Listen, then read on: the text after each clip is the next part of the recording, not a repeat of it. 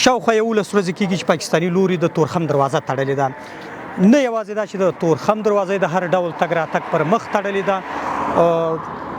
هر ورځ او هر شیبه هڅه کوي چې افغان لوري ته ډزې وکړي او د جګړې رامنځته کېدلو هڅه کوي.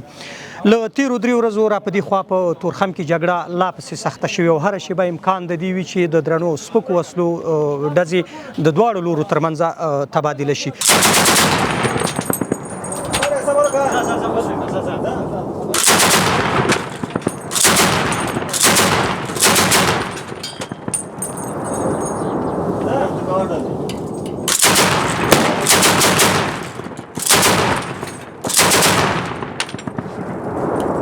خو دا ډزې ډېر کله لومړی د پاکستان لخوا پیل کېږي. پاکستان دغه جګړه په دې اساس شروع کړې وه چې افغان ځواکونو په تورخم کې د ډیورنډ فرضي کرښې ته ورڅېرمه د افغانستان په خاوره کې غوښتله چې نوي تاسیسات جوړ کړي چې پاکستاني لوري د همدې عمله له افغان لوري سره جګړه پیل کړې وه.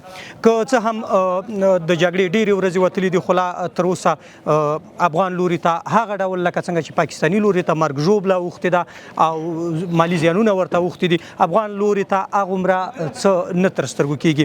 همدا شیبه موږ په تورخم کې قرار لرو. د جګړې په لومړۍ کرښه کې موږ دلته د مسؤلینو سره به خبرې کوو، هغه څوک چې دلته جګړه رهبري کوي د دوی سره به خبرې کوو، د دوی نظر به اخلو، د مجاهدینو سره د سرتیرو سره به هم خبرې کوو چې د دوی روحیات څنګه ده، د دوی فکر څنګه دی، د پاکستان په وړاندې په جګړې کې مورال څنګه دی، د دوی سره به هم خبرې کوو. هیله ده تر پایه را سره تم رحمانو خو قاری عباس حنفي دی او د 200 خالد ابن ولید قل اردو د عبدالله بن مسعود د دریم پلې و د دوهم پیاده کنډک مسؤلیت ما په غاړه باندې.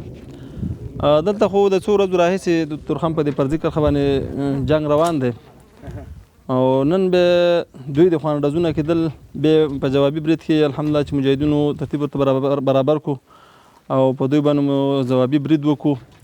نو د برید په پایله کې دوی چې څومره نقاط دي او څومره مهم هدفونه دا ټول موږ تر برید لاندې راوستل. نو تر دا اوسه پورې الحمدلله جنگ روان دی او دوی کمیساري د کمیسارۍ شاوخوا چې څومره ټاورونه دي، پوستې دي او دا پاس طرف چې کوم پوستې دي په دې ثقیله اسلحو باندې الحمدلله داسې الله پاک وځپل نو چې بیخي د یو هدف هم الحمدلله د موږ نه دی پاتې. او د اسلامي امارت مجاهدین او د اسلامي اردو کوم مجاهدین چې الحمدلله په لوړ مورال کې دي، بیخي مخ ته په کمیسارۍ موږ د پله په طرف باندې هلته مجاهدین الحمدلله او د ثقیله اسلحو ملګري مادم سره مخته کړي دي. پاس په دې طرف باندې چې وګورې دې طرف ته موږ هلته ملګري مخته کړي دوی دا پاس څومره ساحه چې دا ټوله موږ الحمدلله کنټرول کړې ده.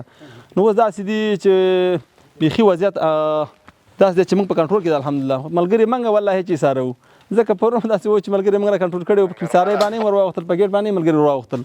خو هغه ملګرو زه خپله دلته ورسره ناست وم، یو کس موږ پورته نه پرېښوده په دې خاطر باندې چې ملګري والله که بیخي ایسارېدل او د دوی یو نظامي کس دلته په دې ټیټ طرف کې دوی په دې پوستو کې هم څوک نشته، ټولې پوستې یې هم پرېښتې دي، تښتېدلې دي. نو دا ساحه یې ټوله پرېښې ده. صرف پاس طرف چې دوی کومې پوستې د لوړې پوستې هغه نو دوی انداختونه کول، هغه هم چې پاس مجاهدینو ته متوجه شول، په هغې باندې موږ انداختونه وکړله الحمدلله. هغه ساحه یې هم سره خوشي کړې ده. نو بیخي دوی اوس داسې یو څوک نه معلومېږي چې د ډز راوکړي. نو ټول همدا ټوله ساحه موږ په لاس کې ده. همدارنګه پاکستاني لوري نه یوازې دا چې د افغان نظامی ځواکونو سره په نښته کې بوخت دي، هڅه کوي تر ډیره ملکي خلکو ته زیان واړوي. په دې تیرو 3 شپو او ورځو کې ګڼ د خلکو کورونه د اوسېدلو ځایونه په نښه کړي دي چې ځایي خلک دې ته اړ شوي دي چې خپل کورونه پرېږدي